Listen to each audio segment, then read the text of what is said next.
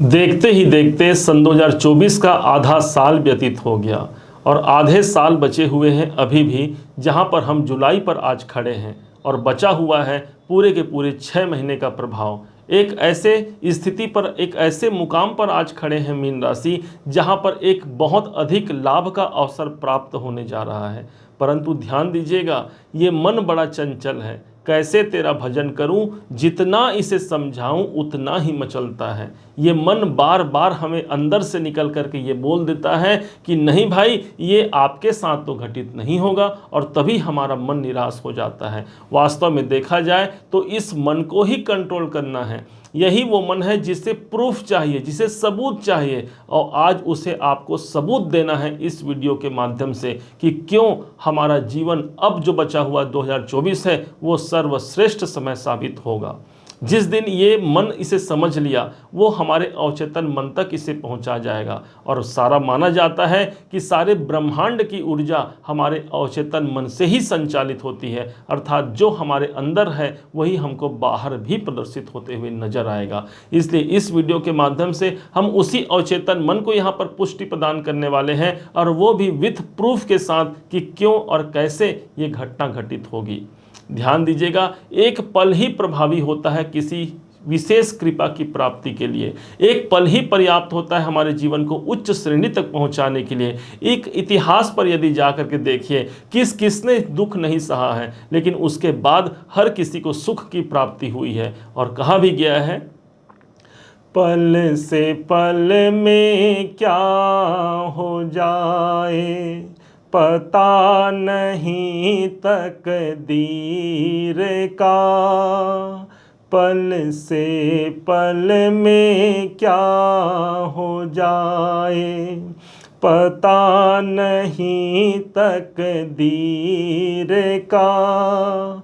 लिखी ब्रह्मा की टली न टाले, अजब खेल रघुवीर का। अजब खेल रघुवीर का। उस परमात्मा की कृपा को एक हम आम इंसान नहीं समझ पाते। यदि वो हमें तकलीफ भी दे रहे हैं, इसके पीछे भी कुछ कारण होगा। यदि हमें वो सुख से दूर रख रहे हैं, इसके पीछे भी कोई कारण होगा। जब तक फल पक करके तैयार नहीं हो जाता, तब तक उसमें मिठास नहीं आती, और शायद इसी कारण से भगवान भी हमारे कसौटी की परीक्षा बारंबार लेते हैं। एक ऐसा समय अभी आन पड़ा है जहां पर एक साथ एक नहीं, चार ग्रहों का प्रभाव किसी एक विशेष स्थान पर मीन राशि के जीवन को प्रकाशित करने जा रहा है। सबसे लंबे अवधि तक चलने वाले ग्रहों में जो शुमार होते हैं, यही है देवगुरु बृहस्पति, जिनका साइकिल लगभग 1 साल का होता है। वहीं पर राहु और केतु एक ऐसे ग्रह हैं जिनका साइकिल 1.5 साल तक चलता है। और वहीं पर शनिदेव एक ऐसे ग्रह बनते हैं जो अपना प्रभाव 2.5 साल तक जहां बैठ गए, अर्थात बैठ गए, उस स्थान से कहीं हिलेंगे ना और ना ही डुलेंगे। अर्थात हमारा जीवन इन्हीं ग्रहों के माध्यम से संचालित होता है। ज्योतिष शास्त्र को वेदों का चक्षु कहा जाता है। अर्थात यही वो ऐसा शास्त्र है जो आने वाले कल को हमें प्रदर्शित करा सकता है। इसके बारे में जानकारी हमें हो सकती है। हम आज जानने वाले हैं कि जुलाई से लेकर के दिसंबर तक का महीना कैसा रहेगा।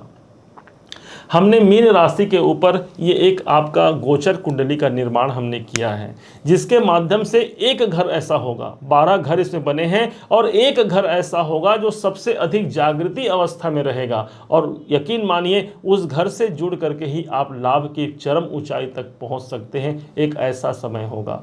क्या होगा, कैसे होगा, विथ प्रूफ के साथ इसे समझिएगा जरूर। समझते हैं, राहु एक ऐसे ग्रह हैं जो स्वयं इस समय पर मीन राशि पर ही अपना गोचर जमाए बैठे हुए हैं। अक्टूबर सन 2023 से ये बैठे हुए हैं। अभी आप सबको विदित होगा कि राहु का नक्षत्र परिवर्तन उत्तरा भाद्रपद नक्षत्र पर हुआ है, जो कि शनि का नक्षत्र है।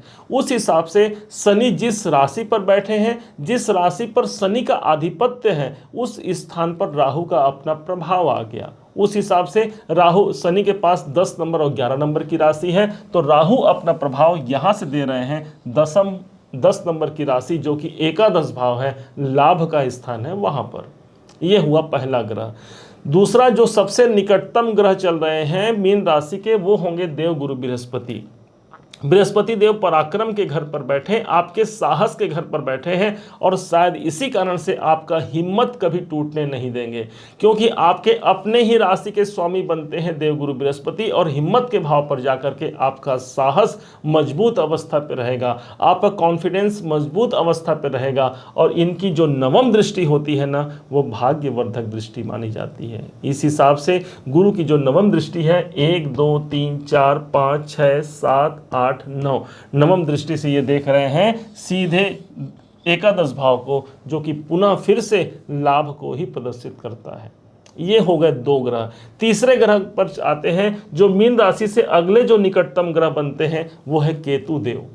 केतु की स्थिति सप्तम भाव पर है। केतु की पंचम दृष्टि भी सीधे पड़ रही है एकादश भाव पर, अर्थात लाभ के भाव पर ही।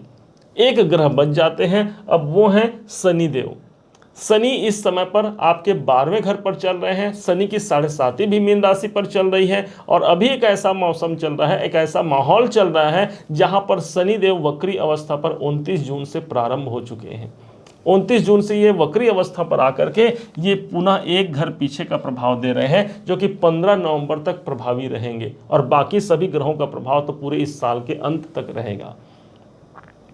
उस हिसाब से जो सबसे अधिक प्रभावी हो गया आपका एकादश भाव हो गया। भाई एकादश भाव है किस चीज का, कौन सा भाव है और किस कारण से एक्टिवेट हुआ है, आपने देखा। अब फल क्या होगा इसे समझिए। वास्तव में देखा जाए तो एकादश भाव आपके लाभ का स्थान होता है। कोई बड़ा लाभ आप चाहते हैं, कोई बड़ी कामना आप पूर्ण करना चाहते हैं, एकादश भाव मेरी कामनाओं की सिद्धि का स्थान होता है। इसलिए आपके कोई प्रतीक्षा में यदि किसी कार्य के संलग्न में आप स्थिति को उत्पन्न कर रहे हैं, कोई कार्य आपका संपन्न नहीं हो पा रहा है, आप प्रतीक्षारत है, तो यहाँ पर वो कार्य की संपन्नता, यहाँ पर स्थिरता दोनों ही उत्पन्न होती है। ऊपर से एकादश भाव ही वो स्थान है जहां पर मेरी कामनाओं की सिद्धि होती, मेरी इच्छाओं की पूर्ति होती है। एक बड़ा लाभ का अवसर तब तक नहीं बन पाता जब तक एकादश भाव प्रभावित न हो। इसी कारण से इसे लाभ का स्थान कहा गया है। कोई भी जीवन का लाभ हो, एकादश भाव चाहिए ही चाहिए।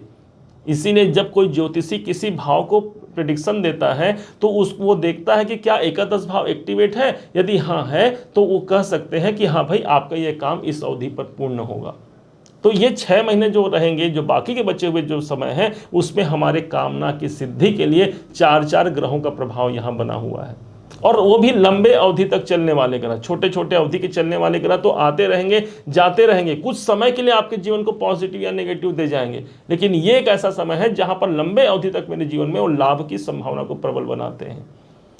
अब राहु को हमने देखा कि राहु आपके अपने राशि पर ही विद्यमान है, वहां से देख रहे हैं लाभ भाव को। राहु आपके लग्न पर है, अर्थात आपके शरीर पर है। आप कहां पर इकट्ठा हो गए, आप चले गए हैं इनकम के लिए। आप काम कर पाएंगे अपने लाभ की पूर्ति के लिए, आप काम कर पाएंगे अपनी कामनाओं की सिद्धि के लिए, क्योंकि शरीर यहां पर एक्टिवेट हो गया। कोई स्वास्थ्य में परेशानी है, राहु बैठे हैं, आपको बैठने नहीं देंगे। 100 डिग्री का बुखार है, उसके बाद भी आप अपने काम को कर पाते हैं, यही राहु का प्रभाव है। तीसरे भाव पर गुरु बैठे हैं। गुरु आपके अपने ही राशि के स्वामी हैं। एक नैसर्गिक रूप से सबसे बड़े शुभ ग्रहों में यदि किसी ग्रह की गिनती होती है तो यही देवगुरु बृहस्पति हैं। आपके अपने राशि के स्वामी हैं। भाग्यवर्धक दृष्टि कहाँ आई है, तो लाभ भाव इनकम भाव पर आ रही है, अर्थात इनकम बढ़ने की संभावना यहाँ दिखती है।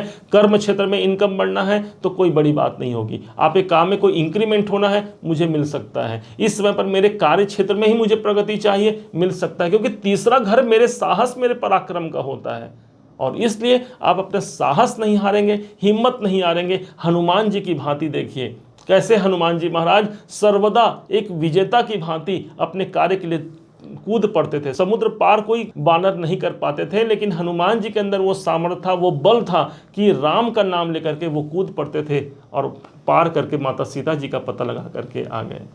उसी प्रकार से आपके अंदर भी वो सामर्थ्य रहेगा, क्योंकि तीसरे भाव पर आपके राशि के स्वामी यहाँ पर प्रतिष्ठित हैं। वो कामना रहेगी कि बड़ा से बड़ा यदि समुद्र भी आ जाए, बड़े से बड़े यदि चट्टान भी आ जाए, तो मैं उसे पार करके अपने लाभ, अपनी कामनाओं की सिद्धि यहाँ पर कर पाता हूँ।